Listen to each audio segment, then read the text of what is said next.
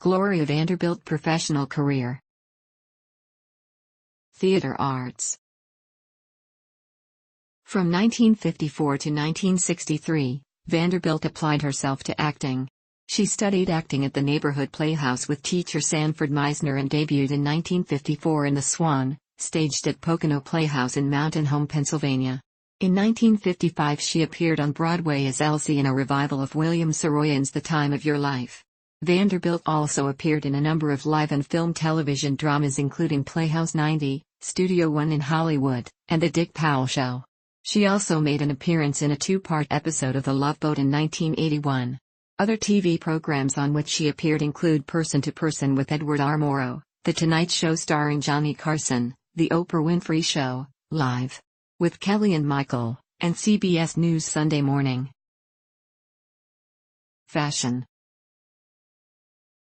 Vanderbilt began her career as a fashion model when she was 15 years old, appearing in Harper's Bazaar. During the 1970s, Vanderbilt ventured into the fashion business itself, first with Glentex, licensing her name and a collection of her paintings for a line of scarves.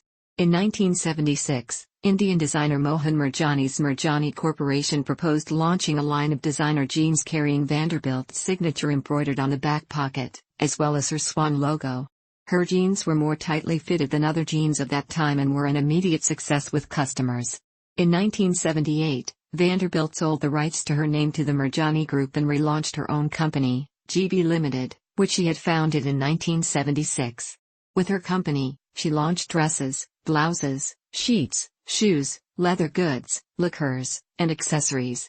In the period from 1982 to 2002, L'Oreal launched 8 fragrances under the brand name Gloria Vanderbilt.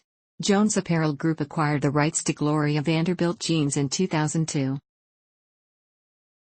Fraud trial. In the 1980s, Vanderbilt accused her former partners in GB Limited and her lawyer of fraud.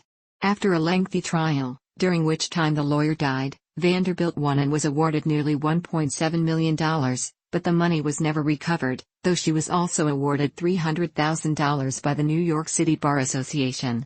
Vanderbilt also owed millions in back taxes, since the lawyer had never paid the IRS, and she was forced to sell her Southampton, New York, and New York City, New York homes. Art. Vanderbilt studied art at the Art Students League of New York. She became known for her artwork with one-woman exhibitions held of her oil paintings, watercolors, and pastels. This artwork was adapted and licensed, starting about 1968, by Hallmark Cards and by Bloomcraft, a textile manufacturer, and Vanderbilt began designing specifically for linen, pottery, and glassware. In 2001, Vanderbilt returned to art and opened her first art exhibition, Dream Boxes, at the Southern Vermont Arts Centre in Manchester. It was a critical success. She launched another exhibition of 35 paintings at the Arts Center in 2007. 2 years later, Vanderbilt returned to the Arts Center as a panelist at its annual Fall Show exhibition, signing copies of her latest novel, Obsession, an erotic tale. Writings. Vanderbilt wrote 2 books on art and home decor, 4 volumes of memoirs and 3 novels, and was a regular contributor to the New York Times, Vanity Fair, and Elle.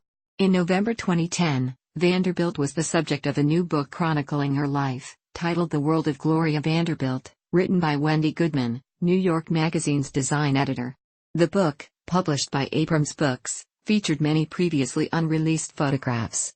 In April 2016, HarperCollins Publishers released a new book, co-authored by Vanderbilt and her son Anderson Cooper, titled The Rainbow Comes and Goes, A Mother and Son on Life, Love, and Loss. The book was described by its publisher as a touching and intimate correspondence between Anderson Cooper and his mother, Gloria Vanderbilt, offering timeless wisdom and a revealing glimpse into their lives. The Nothing Left Unsaid documentary.